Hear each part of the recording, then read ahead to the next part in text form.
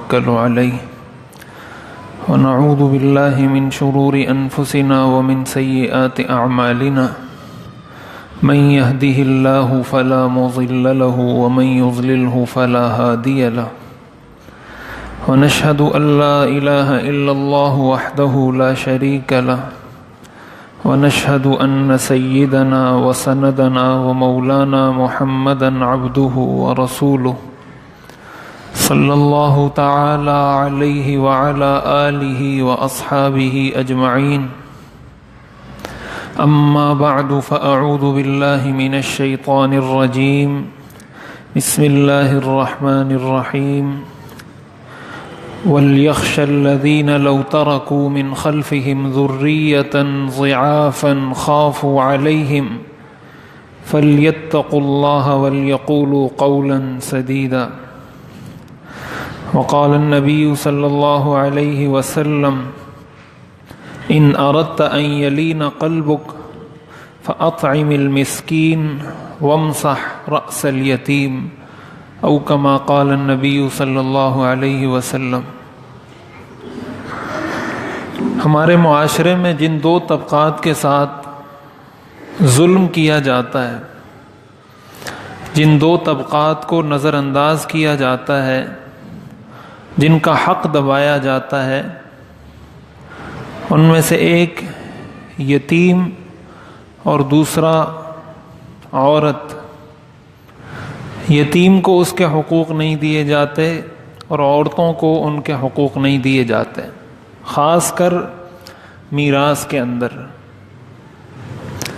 یعنی میراث میں اگر کسی کے والد کا انتقال ہو گیا، اب اس کے مرنے والے کے بھائی ہیں، وہ بڑے ہیں، تو اس مرنے والے کی جو اولاد ہوتی ہے، چاہے وہ اس کے بیٹے ہوں چاہے وہ اس کی بیٹیاں ہوں، اگر وہ نابالغ ہیں، کمزور ہیں، اپنا حق نہیں لے سکتے، تو ہمارے لوگ ان یتیم بچوں اور ان یتیم بچیوں کو ان کے والد کی میراث میں سے کوئی حق نہیں دیتے۔ اچھے خاصے نیک سمجھے جانے والے لوگ، اچھے خاصے دیندار بزرگ سمجھے جانے والے لوگ یتیموں کا حق دبا دیتے ہیں۔ باہر لیبل بزرگی کا ہوتا ہے، شکل و صورت، حیت، لوگوں میں شہرت نیکی کی ہوتی ہے، اور حقیقت میں دوسروں کا مال ناحق طریقے سے، پھر یتیم کا مال ناحق طریقے سے دبا کر بیٹھے ہوتے ہیں۔ اس حوالے سے میں نے کافی کچھ تفصیل گزشتہ جمعے عرض کی تھی کہ کس کس طرح ظلم کیا جاتا ہے۔ قرآن اور حدیث کی روشنی میں چند اور آیات اور احادیث جن سے اس چیز کے بارے میں پتہ چلتا ہے کہ یہ کتنا بڑا گناہ ہے اور ہم کس طرح اس کو نظر انداز کر دیتے ہیں۔ حدیث شریف کے اندر آتا ہے، بخاری شریف کی روایت ہے، حضور علیہ الصلاۃ والسلام نے ارشاد فرمایا، اجتنبوا السبع الموبقات، کہ 7 ہلاک کر دینے والی چیزوں سے اجتناب کرو۔ یعنی 7 کام ایسے ہیں جو انسان کو ہلاک کر دیتے ہیں، انسان کی دنیا بھی تباہ کر دیتے ہیں، آخرت بھی تباہ کر دیتے ہیں۔ آپ نے فرمایا میں تمہیں نصیحت کرتا ہوں کہ ان چیزوں سے اپنے آپ کو بچاؤ، اور ان میں سے ان 7 چیزوں میں سے ایک چیز آپ نے بتایا، اکل مال الیتیم، یتیم کا مال دبانا، یتیم کا مال دبا کر بیٹھ جانا، اس کا حق دبا کر بیٹھ جانا، یہ ان 7 چیزوں میں سے ہے جس سے انسان کی دنیا بھی تباہ ہوتی ہے، جس سے انسان کی آخرت بھی تباہ ہوتی ہے۔ اس لیے کہ حدیث شریف میں آتا ہے کہ مظلوم کی بد دعا اور اللہ کے درمیان کوئی حجاب نہیں ہوتا۔ یعنی جب کسی پر ظلم ہو نا، اور وہ اللہ کو پکارے کہ یا اللہ مجھ پر فلاں نے ظلم کیا ہے، تو اللہ اور اس کے درمیان کوئی پردہ حائل نہیں ہوتا، وہ بد دعا فوراً قبول ہوتی ہے۔ تو یتیم تو مظلوم ہونے کے ساتھ ساتھ یتیم بھی ہے، یعنی یہ تو اس مظلوم کی بات ہے جو یتیم نہ ہو، ایک عام آدمی ہے جس کے والدین زندہ ہیں، خود عاقل بالغ سمجھدار ہے، لیکن کوئی اس کے ساتھ ظلم کرتا ہے، اور وہ اللہ کو پکارے کہ یا اللہ اس نے میرے ساتھ ظلم کیا ہے، اس سے اس کا بدلہ لے لے، اللہ تعالیٰ اس شخص سے دنیا میں بدلہ لیتے ہیں۔ تو اگر مظلوم ہونے کے ساتھ ساتھ وہ یتیم بھی ہو اور وہ کسی کے خلاف اللہ کے حضور ہاتھ اٹھا لے کہ یا اللہ یہ میرے چچا نے میرا حق دبایا ہوا ہے، اس کو تباہ و برباد کر دے، اس کی زندگی اجیرن کر دے، اس کو غموں میں مبتلا کر دے، اس کو پریشان کر دے، تو وہ بد دعا کیسے قبول نہیں ہوگی؟ اس لیے یہ ان 7 چیزوں میں سے ہے جس سے انسان کی دنیا بھی تباہ ہوتی ہے، آخرت بھی تباہ ہوتی ہے۔ ہم تو اس لیے مال دبا کر بیٹھتے ہیں نا کہ شاید میں مالدار ہو جاؤں گا، اس کی زمین میں نے دبا دی، اس کا پیسہ میں نے دبا دیا یتیم کا، تو میرے پاس کوئی اچھی گاڑی آ جائے گی، میری کوئی زندگی اچھی ہو جائے گی، کوئی لائف سٹائل میرا تھوڑا اچھا ہو جائے گا۔ قرآن اور حدیث ہمیں یہ بتاتے ہیں کہ اس سے انسان کی زندگی اچھی نہیں ہوتی۔ اور اللہ تعالیٰ نے انسان کو بڑے عجیب انداز سے سمجھائی ہے یہ بات۔ قرآن کریم کے اندر اللہ تعالیٰ نے ارشاد فرمایا، سورہ نساء کی آیت ہے، وَلْيَخْشَ الَّذِينَ لَوْ تَرَكُوا مِنْ خَلْفِهِمْ ذُرِّيَّةً ضِعَافًا خَافُوا عَلَيْهِمْ۔ اللہ تعالیٰ فرماتے ہیں تم یتیموں کا مال دباتے ہو، یتیموں کو میراث میں حق نہیں دیتے، اللہ فرماتے ہیں ان کو چاہیے کہ وہ ڈریں۔ اللہ ایک مثال دے رہا ہے انسان کو کہ اگر تم یہ تصور کرو کہ تم خود مر جاؤ اور تمہارے چھوٹے چھوٹے بچے پیچھے رہ جائیں، تمہارے چھوٹے بچے اور بچیاں پیچھے رہ جائیں اور تم اس دنیا سے چلے جاؤ، تو تمہیں کتنا خوف ہوتا ہے اس بات کا کہ یار اگر میں مر گیا میرے بچوں کا کیا بنے گا، میری بچیوں کا کیا بنے گا، میرے بچوں کی پڑھائی کا کیا بنے گا، میرے بچوں کے راشن کا کیا بنے گا، یہ کھائیں گے کہاں سے؟ اللہ تعالیٰ فرماتے ہیں ہر انسان کو اس چیز کا ڈر ہوتا ہے، لَوْ تَرَكُوا ذُرِّيَّةً ضِعَافًا، کہ اگر میں چھوٹے چھوٹے بچے چھوڑ کر مر گیا، خَافُوا عَلَيْهِمْ، تو مجھے ڈر ہے کہ میرے بچوں کا کیا بنے گا۔ آگے اللہ تعالیٰ فرماتے ہیں فَلْيَتَّقُوا اللَّهَ، جب تم اپنے بچوں کے بارے میں اتنا ڈرتے ہو تو کچھ اللہ کا خوف کرو۔ یہ قرآن کا انداز ہے، فَلْيَتَّقُوا اللَّهَ، کہ اپنے بچوں کے بارے میں تو تم اتنا ڈرتے ہو کہ تم زندہ ہو اور زندہ ہونے کی حالت میں اس چیز کا ڈر ہے کہ میں مر گیا تو میرے بچوں کا کیا بنے گا۔ اللہ فرماتے ہیں کچھ اللہ کا خوف کرو، وہ جس یتیم کا مال تم نے دبایا ہے اس کا بھی تو والد اس دنیا سے چلا گیا ہے۔ اپنے بچوں کے بارے میں تو یہ سوچتے ہو کہ کہیں میرے بچوں کے ساتھ کوئی ظلم نہ کرے، اور دوسروں کی اولاد کے ساتھ خود ظلم کرتے ہو۔ اللہ تعالیٰ فرماتے ہیں کچھ اللہ کا خوف کرو، کچھ اللہ سے ڈرو۔ تو جس شخص کے دل میں اللہ کا خوف، اللہ کی خشیت، آخرت کی فکر ہو، وہ کیسے کسی یتیم کا مال دبا سکتا ہے؟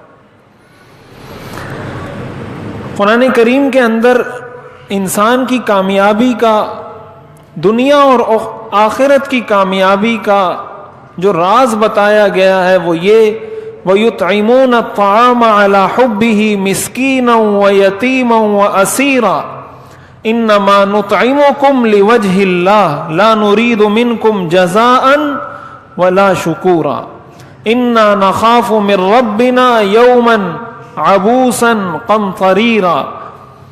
آگے اللہ تعالیٰ فرماتے ہیں فَوَقَاهُمُ اللَّهُ شَرَّ ذَلِكَ الْيَوْمِ وَلَقَّاهُمْ نَظْرَةً وَسُرُورًا وَجَزَاهُمْ بِمَا صَبَرُوا جَنَّةً وَحَرِيرًا، کہ یہ لوگ یتیموں کو اپنے مال میں سے کھلاتے ہیں۔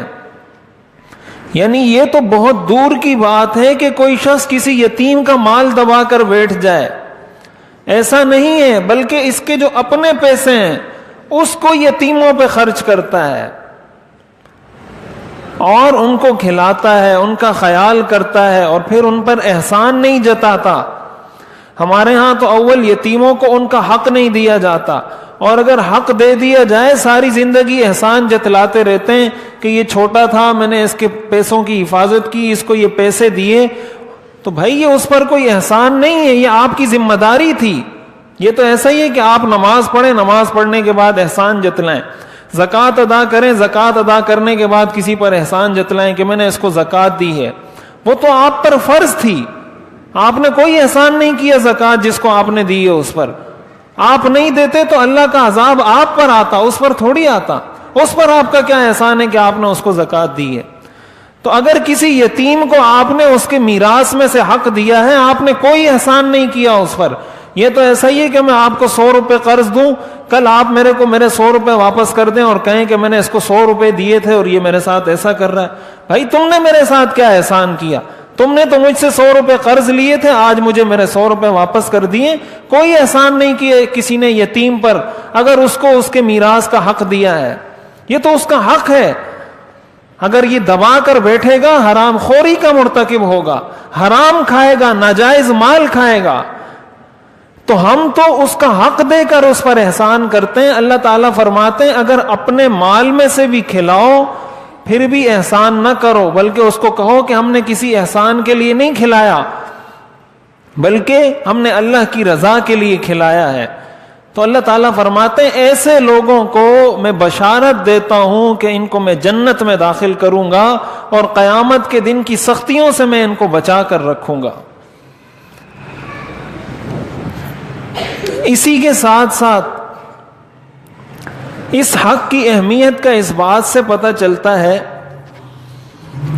ایک حدیث ہے حضور علیہ الصلوۃ والسلام نے ارشاد فرمایا اللہم انی احرج حق الضعیفین حق الیتیم و حق المرأة. یہ سنن نسائی کی روایت ہے, اس کے بڑے عجیب الفاظ ہیں.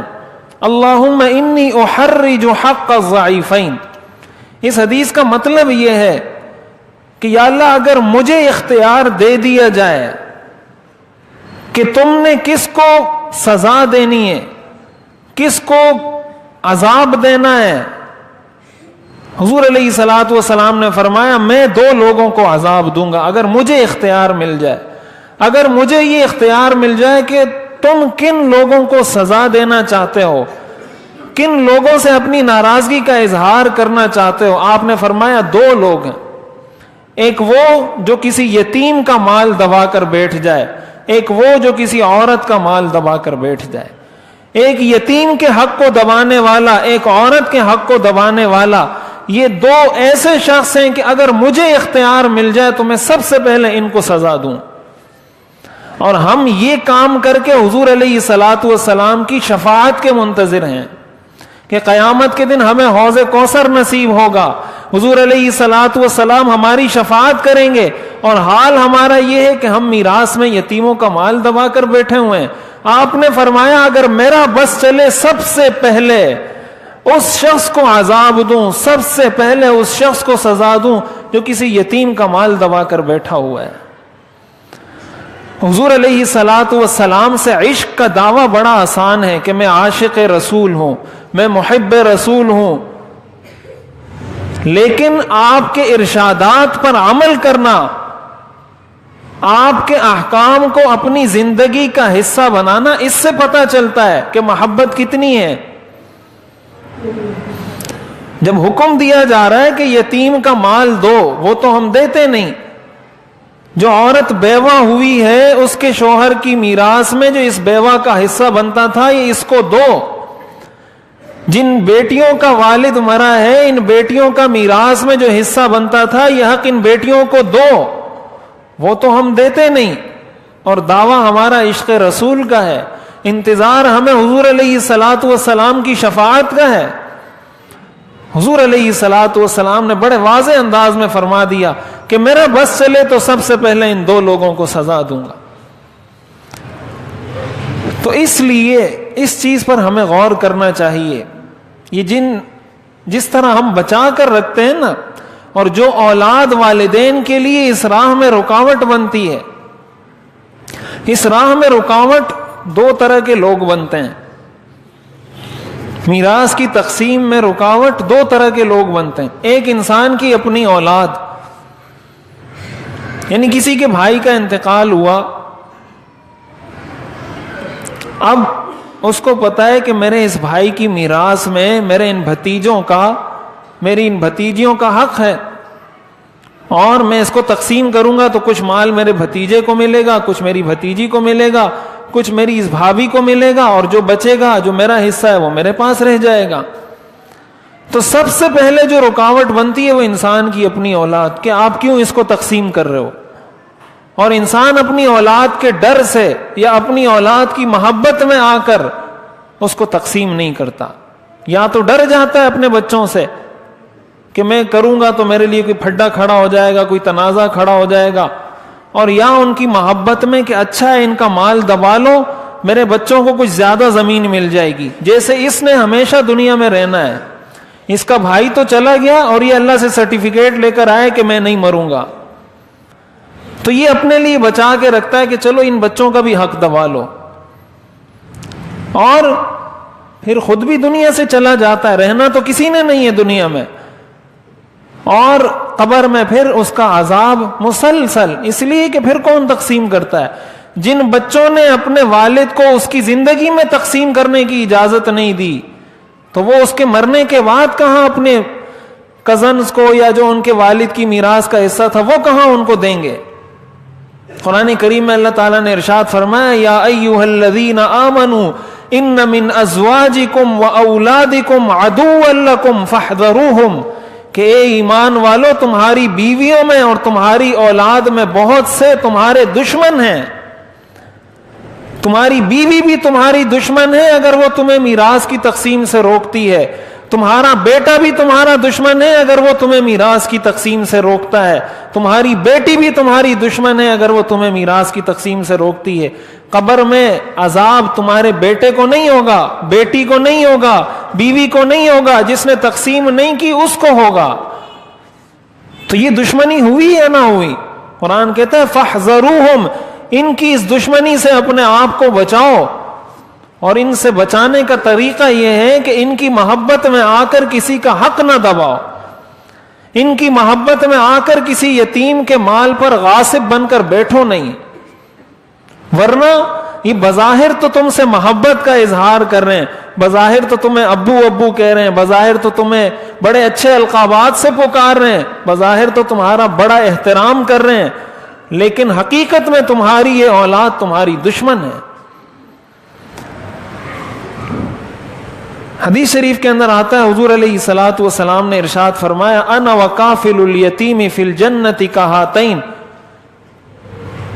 ہم میں سے ہر شخص یہ چاہتا ہے کہ حضور علیہ الصلوۃ والسلام کے ساتھ میں جنت میں جمع ہو جاؤں. ہم چاہتے ہیں یا نہیں چاہتے کہ حضور علیہ الصلوۃ والسلام کی صحبت مجھے جنت میں نصیب ہو جائے؟ اس کا آپ نے نسخہ بتایا کہ میں تمہیں نسخہ بتاتا ہوں. اگر جنت میں میرے ساتھ رہنا چاہتے ہو, جنت میں میری ہم نشینی, میری صحبت میں رہنا چاہتے ہو, اس کا نسخہ یہ ہے کہ کسی یتیم کی کفالت کرو. آپ نے فرمایا وہ جنت میں میرے اتنے قریب ہوگا جتنی یہ 2 انگلیاں قریب ہیں. یہ 2 انگلیاں جتنی قریب ہیں, یتیم کی کفالت کرنے والا جنت میں میرے اتنے قریب ہوگا. اب یہ نسخہ ہے, یہ فارمولہ ہے ہمارے پاس. ہم دیکھ لیں کہ آیا ہم واقعتاً حضور علیہ الصلوۃ والسلام کی صحبت چاہتے ہیں جنت میں؟ کیا ہم واقعتاً یہ چاہتے ہیں کہ میں حضور علیہ الصلوۃ والسلام کے ساتھ رہوں جنت میں؟ اگر ہاں تو پھر میں اپنی زندگی پر غور کروں کہ میں نے یتیم کا حق دیا ہے یا نہیں. اگر میرے رشتہ داروں میں, میرے محلے میں, میرے پڑوسیوں میں کوئی یتیم بچہ, کوئی یتیم بچی ہے, میں نے اس کی کفالت کے اندر کچھ حصہ اپنی استطاعت کے بقدر شامل کیا ہے یا نہیں؟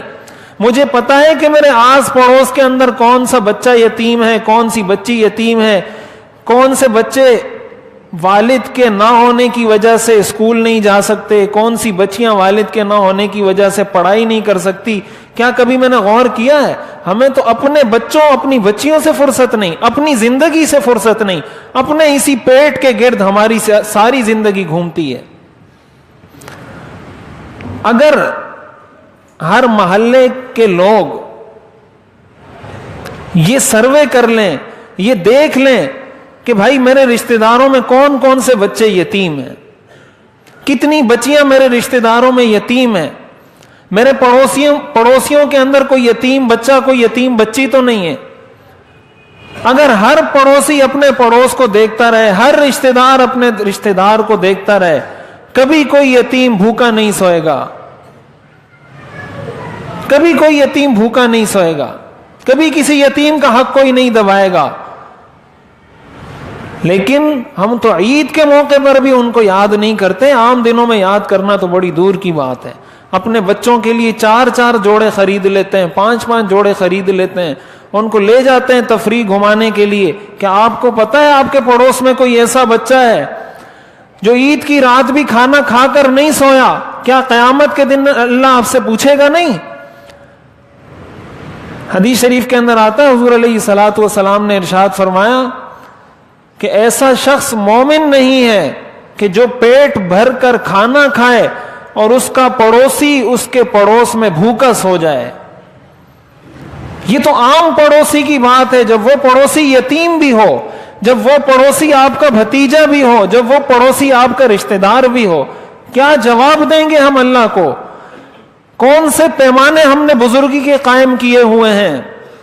کس چیز کو ہم نے بزرگی کا معیار بنایا ہوا ہے؟